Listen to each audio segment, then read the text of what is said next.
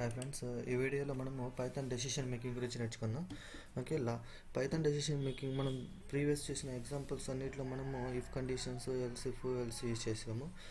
దీని గురించి కూడా ఒక చిన్న వీడియో చేద్దాం దీంట్లో. ఓకే, ఇఫ్ కండిషన్ ట్రూ అయితే ఎగ్జిక్యూట్ అవుతుంది. ఎల్స్ ఇఫ్ కండిషన్, ఈ ఇఫ్ కండిషన్ ఫెయిల్ అయితే ఎల్స్ ఇఫ్లోకి వస్తుంది. ఎల్స్ ఇఫ్లో ఫెయిల్ అయితే ఎల్స్లోకి వస్తుంది. ఓకే, సింపుల్గా అయితే చెప్పుకోవాలంటే మనకి ఇఫ్ కండిషన్ ట్రూ అయితే ఎగ్జిక్యూట్ అవుతుంది. సింగిల్ లైన్ స్టేట్మెంట్ ఇది. ఓకే, లేదు నాకు ఎల్స్ కావాలంటే if statement, else statement two conditions base చేసుకొని యూస్ చేసుకోవచ్చు.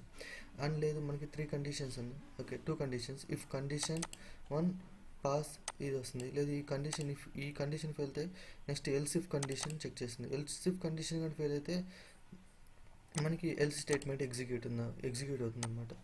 ఓకే, ఇది ఆల్రెడీ మనం చూసేసాం. జస్ట్ మనము రియల్ టైం చూద్దాం. ఇది అందరికీ తెలిసిందే కదా.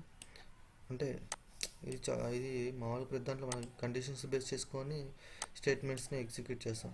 ఓకే, దీంట్లో మనం డైరెక్ట్గా రియల్ టైం చేసేద్దాం. దీనికి ఎక్కువ టైం స్పెండ్ చేయాల్సిన అవసరం లేదనుకుంటాను, కండిషన్స్ కాబట్టి. ఓకే, ఇక్కడ మనకి ఏంటంటే మూవీకి సంబంధించిన డేటా ఉంది.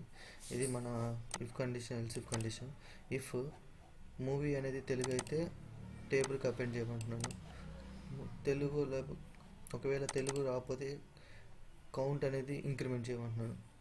Else if count equal to 10 అంటే తెలుగు లాంగ్వేజ్ కాకపోతే ఈ కండిషన్ ఎగ్జిక్యూట్ అవుతుంది.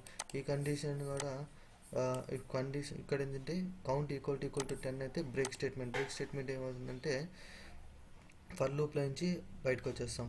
లేదు అంటే లేకపోతే కౌంట్ని ఇంక్రిమెంట్ చేయమంటున్నాం. కౌంట్ యాక్చువల్లీ 0 ఉంది, ఇంక్రిమెంట్ చేయమంటున్నాం.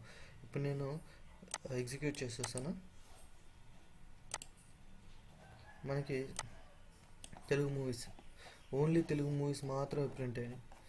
ఓకే, ఈ తెలుగు మూవీస్ ప్రింట్ అయినాయి. ప్లస్ ఎప్పుడైతే కౌంట్ అనేది 10 అయిందో స్టేట్మెంట్ బ్రేక్ అయిపోయి మనకి బయటకు వచ్చేసింది.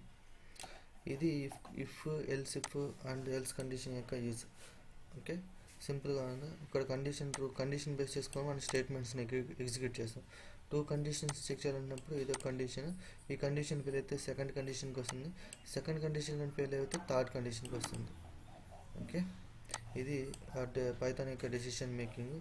పైథాన్లోనే కాదు, మనకి అదర్ ప్రోగ్రామింగ్ లాంగ్వేజెస్ తీసుకున్న సేమ్ ఇవే ఉంటాయి.